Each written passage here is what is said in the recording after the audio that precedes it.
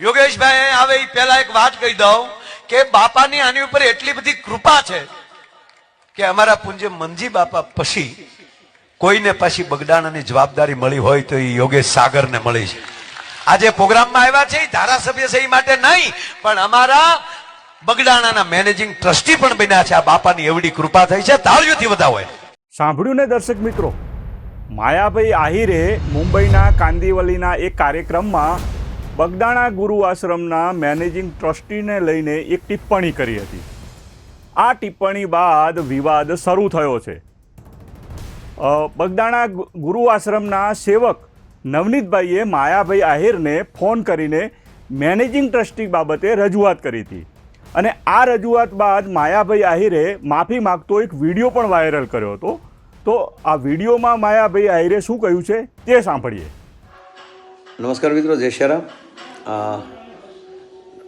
હમણાં જ તાજેતરમાં મુંબઈ કાંદિવલીમાં 24 ડિસેમ્બરનો જે કાર્યક્રમ હતો એ કાર્યક્રમમાં મારે એક જાહેરાત કરાણી બગદાણા વિશે અને એમાં મેનેજિંગ ટ્રસ્ટી શબ્દ મેં વાપર્યો અને મને હમણાં જ નવનીતભાઈ સરપંચશ્રીનો ફોન આવ્યો. એમણે મારું ધ્યાન દોરાવ્યું કે ભાઈ હજુ કોઈ મેનેજિંગ ટ્રસ્ટી નથી, બધા ટ્રસ્ટી જ છે. તો મારે તો મને ખબર નથી કોણ જે કઈ રીતે છે હું, પણ મેનેજિંગ ટ્રસ્ટી શબ્દ મારાથી જે બોલાણો એ મારી ખરેખર ભૂલ છે. જાહેરાત કરી એ બાબત તો મને બગદાણા ટ્રસ્ટ ક્ષમા આપે એવી આપ બધાને પ્રાર્થના કરું છું. જય શ્રી રામ, બાપા સીતારામ. માયાભાઈ આહિરને રજૂઆત કરાયા બાદ બગદાણા ગુરુ આશ્રમના સેવક નવનીતભાઈ પર હુમલો થયો અને નવનીતભાઈએ બગદાણા પોલીસ ઉપર સવાલ ઉઠાવી હુમલા પાછળ માયાભાઈ આહિરના પુત્ર જયરાજનો હાથ હોવાનો આરોપ મૂક્યો. જોકે પોલીસે મુખ્ય આરોપીને ઝડપી અને સ્પષ્ટતા કરી કે ભોગ બનનાર પોલીસ તેમજ ખાણ ખનીજ ખાતાના બાતમીદાર હોવાથી હુમલો કરાયો. પોલીસની સ્પષ્ટતા બાદ કોળી સમાજના અગ્રણી અને રાજુલાના ધારાસભ્ય હીરા સોલંકીએ સમગ્ર મામલામાં ઝુકાવ્યું છે. તેમણે જણાવ્યું કે બાતમીવાળી વાતને આ ઘટના સાથે કોઈ લેવા દેવા નથી, તેથી સમગ્ર મામલો ગરમાયો છે. હીરા સોલંકીના નિવેદન બાદ ભાવનગર એસપીએ બગદાણા પોલીસ સ્ટેશનના પીઆઈની બદલી કરીને મહુવા પોલીસ સ્ટેશનના પીઆઈને ચાર્જ સોંપી દીધો છે. જોકે સમગ્ર ઘટના મામલે કોળી સમાજ હાલ લાલઘૂમ જોવા મળી રહ્યો છે. ઘણા સમયથી બગદાણા ગુરુ આશ્રમના ટ્રસ્ટીની હારે થોડુંક આમથી આમ ચાલે છે. યોગેશભાઈ સાગર, જેઓનું મુંબઈમાં થોડા દિવસ પહેલાં કાંઈ હશે ભજન, એમાં માયાભાઈ આહિરે એવું કીધેલું કે આ મેનેજિંગ ટ્રસ્ટી યોગેશભાઈ સાગર છે. તો અત્યારે હાલમાં કોઈ બગદાણા ગુરુ આશ્રમની અંદર મેનેજિંગ ટ્રસ્ટી નથી. તો મેં આતાને વાત કરી કે આતા આ રીતનું છે કે બગદાણા મેનેજિંગ ટ્રસ્ટી કોઈ છે નહીં. તો આતાએ કીધું કે હું તમને એની માફી ઓલી કરી અને રીલ્સ મોકલી દઉં છું. તો મેં કોઈ એવું એને કીધું નહોતું આતાને કે તમે મને મોકલે, પણ મને આતાએ મોકલી એટલે મેં મારા જાયભાઈઓને મોકલી. પછી બીજા દિવસે એમના દીકરાનો જયરાજભાઈનો ફોન આવ્યો મારામાં કે તું ક્યાં છો ને તને મળવાનું છે. તો મેં કીધું હું બગદાણા છું, આશ્રમે છું, ગમે ત્યારે આવો ત્યારે મળશું. પછી પાછા મારા એક બીજા મિત્ર છે રામભાઈ વાળાકરી, તો એમને મળ્યા. એટલે એમનામાં ફોન આવ્યો કે ભાઈ આ કોણ છે ને શું છે. તો રામભાઈ કીધું કે જાયભાઈ છે, એવું કાંઈ છે નહીં. એનું બધું મને બોલાવ્યો, વાતચીત કરી તો એવું કાંઈ હતું નહીં. પછી આ લોકો રાતે આવ્યા છે ને મારું ટ્રેક્ટર ઊભું રાખ્યું. ટ્રેક્ટર ઊભું રાખી અને ટ્રેક્ટરમાંથી છાવી કાઢી ગયા. મારા છોકરાનો ફોન આવ્યો કે પપ્પા કોઈ આપણા ટ્રેક્ટરમાંથી છાવી કાઢીને ટ્રેક્ટર ઊભું રાખીને અહીંથી વહી ગયા છે. તો હું ત્યાં ગયો તો પછી ગાડી પાછળ, ગાડી લઈને હતા, વેરના ગાડી હતી અને એની પાછળ હું ગયો. તો પછી એ લોકોએ ગાડી આગળ જવા દીધી. તો પછી પાછળ મારી પાછળ ગાડી આવીને કે તું કેમ અમારી રેકી કરે છે. તો એમાંથી 4 જણા ઉતરી ખાલી એટલું બોલી અને ધોકાને પાઇપે મને મારીને હાથે પગે બધે ઈજા કરી છે. પછી થોડી વારથી કે બીજી સ્વીપ ગાડી આવી તો એમાંથી 4 જણા ઉતર્યા. તો એ લોકોએ ધોકા પાઇપ કાઢી અને મને બધી જગ્યાએ માર્યો છે. અમારા હાથે ફ્રેક્ચર આવ્યું છે, 2 પગ, બે હાથે પાછળ કમરના ભાગે બધી જગ્યાએ મને મારેલો છે. ત્યાર પછી અમે અહીંયા હનુમત હોસ્પિટલમાં એડમિટ થયા. પછી સાહેબ બગદાણા પોલીસ સ્ટેશનમાંથી અમે અહીંયા આવ્યા હતા લખવા, એટલે એમાં ફરિયાદ આપી છે. અને અમારા 2 મોબાઈલ તોડી નાખ્યા, મારી 2 વ્હીલ બાઇક તોડી નાખી. અને સાહેબને મારી નમ્ર વિનંતી છે કે આની યોગ્ય તપાસ થાય, આમાં કોણ કોણ પાછળ છે આ કારણની અંદર.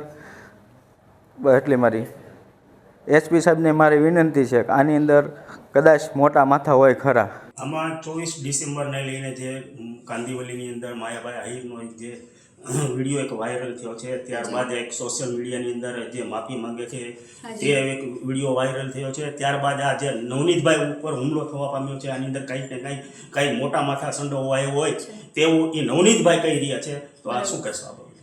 ના, હાલ પોલીસની જે તપાસ, પોલીસ દ્વારા જે તપાસ કરવામાં આવેલ છે, તેમજ પોલીસ દ્વારા જે CDR એનાલિસિસ તેમજ CCTV કેમેરાની જે તપાસ કરવામાં આવેલ છે, તેના આધારે તેમજ આજે જે મુખ્ય આરોપી છે નાજુભાઈ ઢીંગુભાઈ કામડિયા, તેમની પૂછપરછ દરમિયાન બી આ બાબતને અને જે નવનીતભાઈ ઉપર જે હુમલો થયો છે તેને કોઈ સામ્યતા જણાઈ આવતી નથી અને જે અંગે પોલીસને હાલ કોઈ પુરાવા મળેલ નથી. આ 8 આરોપી છે, એની અંદર 8 આરોપીના નામ શું છે અને આ 8 આરોપી માયાભાઈ સાથે કે એના દીકરા જયરાજ સાથે કોઈ સંકલન છે કે કેમ?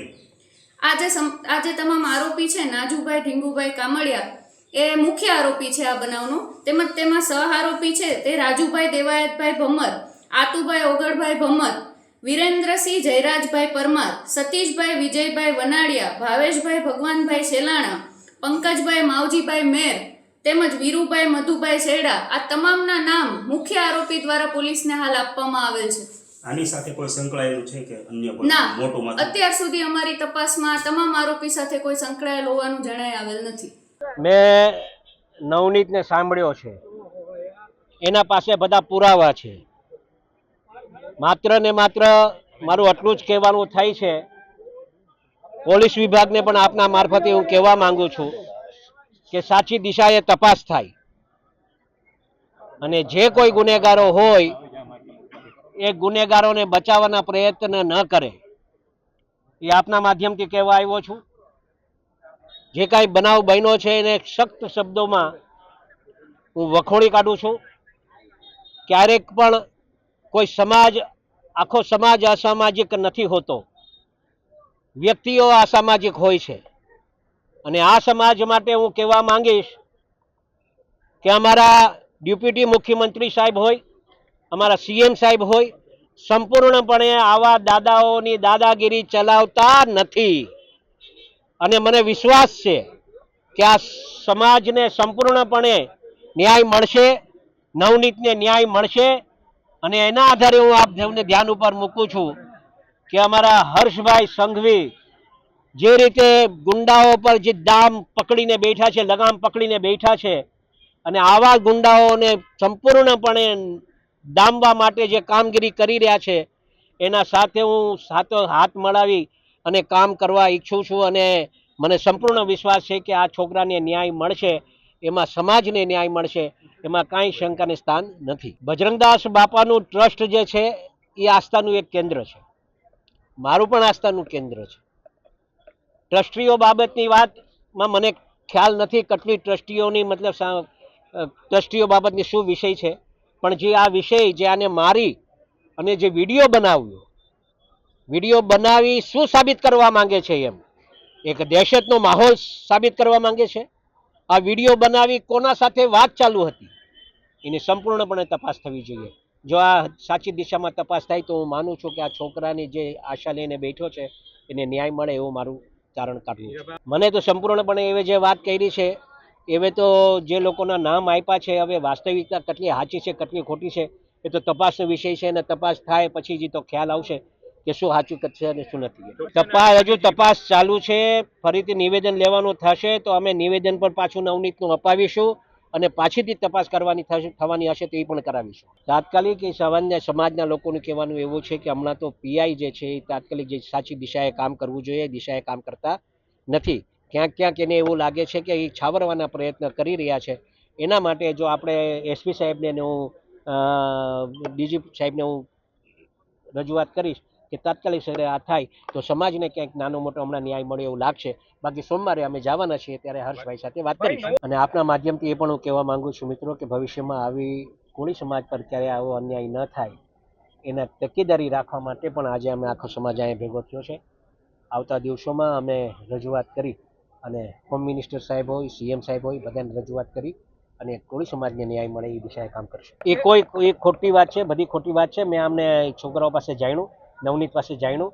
એ પોલીસ સ્ટેશન અલગ છે, આ પોલીસ સ્ટેશન અલગ છે. આના સાથે કાંઈ લેવા દેવા છે જ નહીં. આ કોના સગા સંબંધીઓ થાય છે, કોણ છે, હું નહીં, એ તપાસનો વિષય છે. એ થાય પછી સાચી હકીકત બહાર આવે. એ તો હવે એનો તપાસનો વિષય છે. એને જે તપાસમાં એને ધ્યાન ઉપર જે આવ્યું એ ધ્યાન ઉપર મૂક્યું હશે.